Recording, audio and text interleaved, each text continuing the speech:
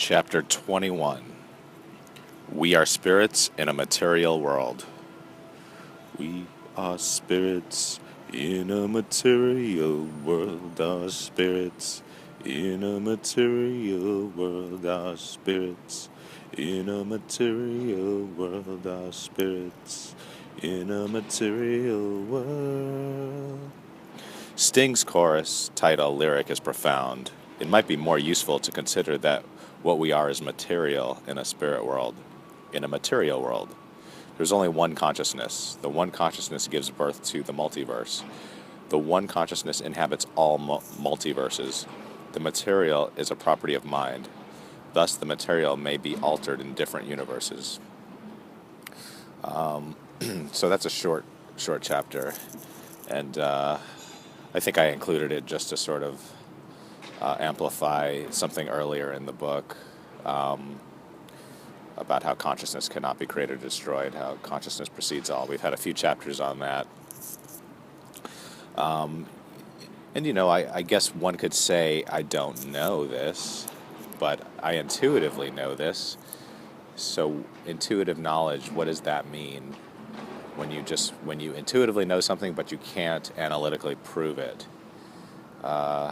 I subjectively can prove it to myself, but I guess I can't prove it to you. That's something that you have to prove to yourself. I guess we could meditate on what that could mean, being a spirit in a material world. Now, what we are saying is that the material world is created by the spirit world, and that's probably some investigation I would have to do further, that the material is a manifestation of spirit. I think I won't explore that right now. Just kind of want to explore what spirit could be. I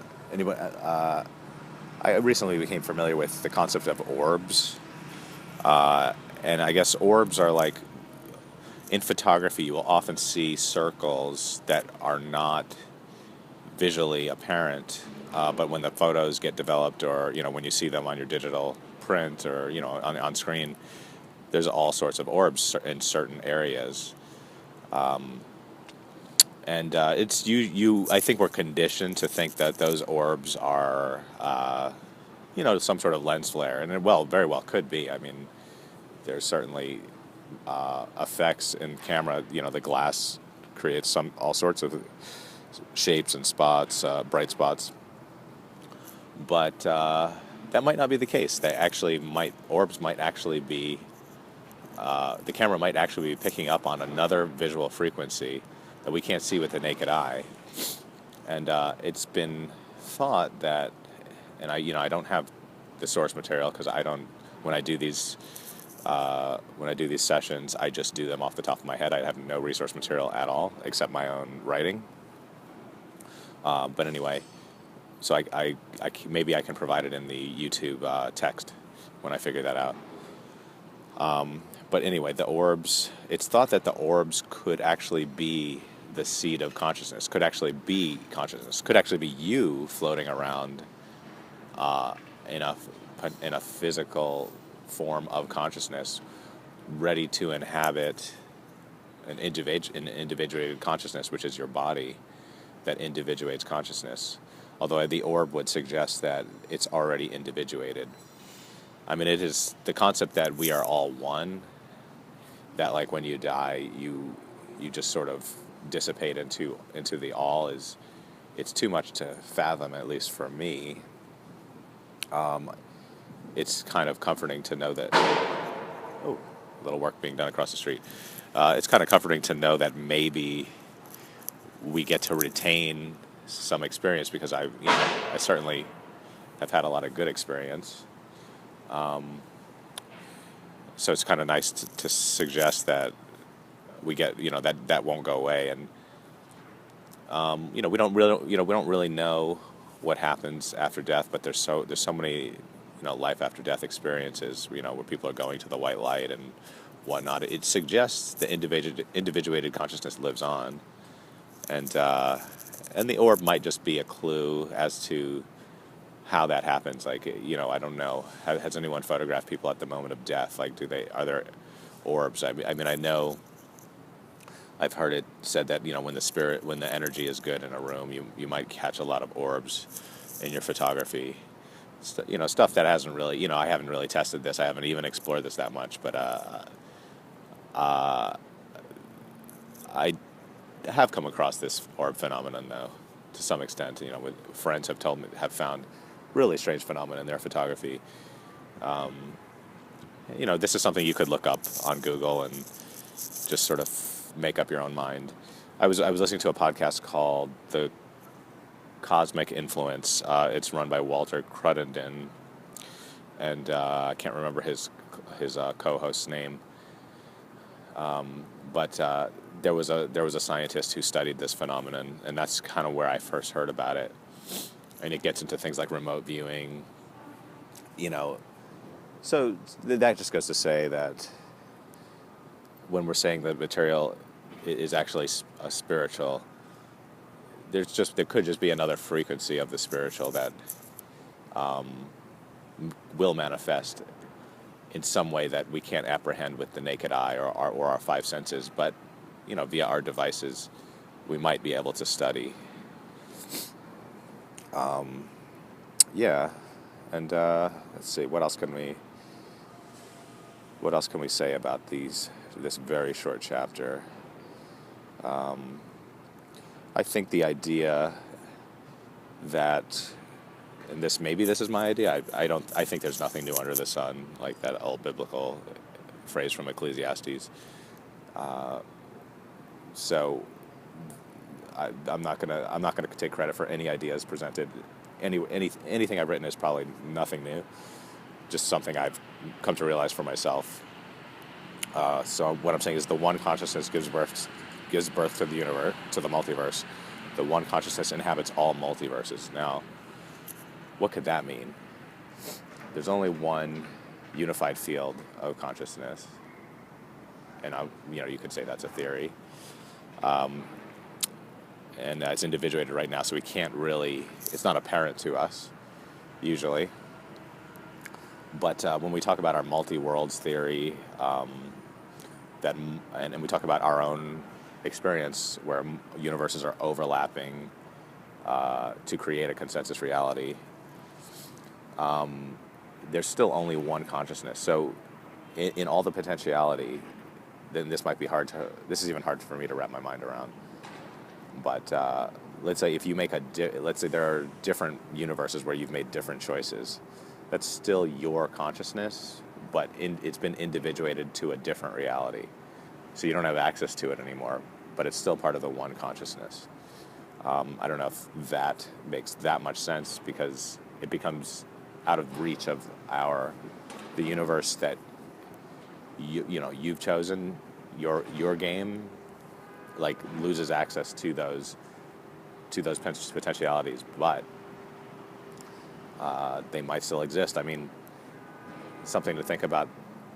Those other realities might exist for other sentience.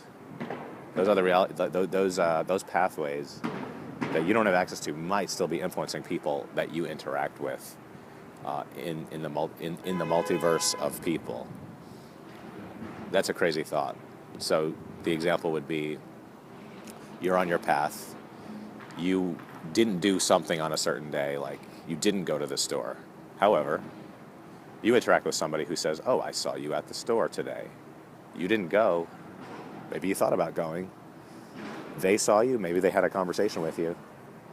And then you, through, one might say it's a glitch in the simulation metaphor. They're talking to you. Your reality, your universe catches up with their universe, except that they interacted with you in a different universe that they're carrying around with them. But you didn't meet them at the store. Kind of Mandela effect kind of thing.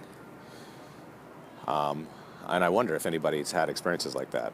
So that's kind of what I'm saying. When I had made a podcast video about my own Mandela effect experience, with Dropbox and how I didn't make this folder, but the folder is there, still in use, useful folder. I didn't make it. Like these kind of things could happen in your personal life that resemble the Mandela effect. Yeah. So let's see. So, and then the next sentence: the material is a property of mind. We kind of covered that. If you think about your own sensory organs, they only exist to give you information to decode in your mind. So, like the entire experience, material experience, your entire material experience could be fabricated, and we kind of know how that could happen via virtual reality. And I don't even know if I even talk about my transcendent experience at the Pandora ride at Animal Kingdom. I mean, that's a clue as to how your mind can completely be hijacked for other sensory experience, and that's what virtual reality is all about. You could completely trick the mind, or separate the mind from the body completely, and they're certainly working on that. And it's if you haven't done the Pandora ride at Animal Kingdom, if you do, you'll see what I'm talking about. You will not remember where you are. It's amazing. And I said, thus, so material is a property of mind. Thus, the material may be altered in different universes. So this is the trick, and I'm not sure how this would be provable. But let's say, in one universe, that somebody saw you go to the store in, that you're convinced you didn't go to the store in. You decided to you broke. Maybe you tripped and you broke. I don't know. Maybe your elbow went through a wall, and it had a physical imprint on that universe that you didn't actually go through. But the other person who saw you there, because, they caught up with a different reality choice that you made that kind of breaks with consensual reality, they go to the store and they see that damage in the store. That's kind of, could be what I'm saying. The material might be altered in different universes. Now the question would be, if you go to the store to see the damage that you didn't do, and it's there, what happened? Maybe the person saw you, fall through and make the accidental hole in the wall. But in your universe, you didn't do it. This kind of stuff actually does happen to me, not that frequently, but things will break from my own memory of my reality path, but they become real to everyone around me, and it's usually chalked up to a failure of memory, and that very well could be. It probably is what it is, but if you bring in multi-worlds theory, multiverse theory, simulation theory, it actually just might be the complexity of conceptual reality can start to reveal itself as fragmented. If that happens too much, we don't have a functional reality. We basically would just decide everyone is insane, or everyone is lying, or everyone would be fighting. So, like we said in the previous chapter, we need to co-create the universe. We can't just live in a universe where, you didn't fall in the store and break the thing, and everyone says some other person says you did, and if that becomes an important fact for some reason and you cannot attest to it, you have a huge problem. Memory is questioned. Maybe it could get to where sanity is questioned, but that doesn't change the fact that in your experience it didn't happen, despite the fact that you're proven. Maybe you'll be on video, except that that in your experience you didn't go to the store. So this is kind of what I'm talking about. I think you can kind of imagine, and maybe intuitively that you've kind of felt this before, like this could happen, and maybe reality is not so bonded where these kind of anomalies can't happen. So that's just something to think about. And I guess we could just go back to we are spirits in a material world. Just an amazing insight by Sting. Like, how did he know that? Like, Sting himself is that's a Police lyric, and the other band, at least one of the other bandmates, is connected directly to the CIA. Like, his father was a big shot in the CIA, which is a very weird connection. Sting seemed, I don't know that much about him, but he seems to be a pretty grounded spiritual person. I mean, to write a lyric like that, you would have to be. But it just goes to show, like, how did he get connected? Probably I think it's the drummer, like, probably a very decent drummer, but how did somebody? What are the odds that such great spiritual truth would be connected to something so dark and manipulative? Like, the CIA are the reality hackers, and they're that close to spiritual truth. That is something to think about. So the dark side is ever present, and you can probably see it in yourself. Like, in your free will decisions, you have a choice you could do something evil at this moment. It's always right there, and we just have to choose the good. But it's not that hard to see how close the evil is, and maybe it has to be that close. Maybe that's part of the simulation. You always have to be challenged at every choice. I think that's about it. I talked pretty long for such a short chapter.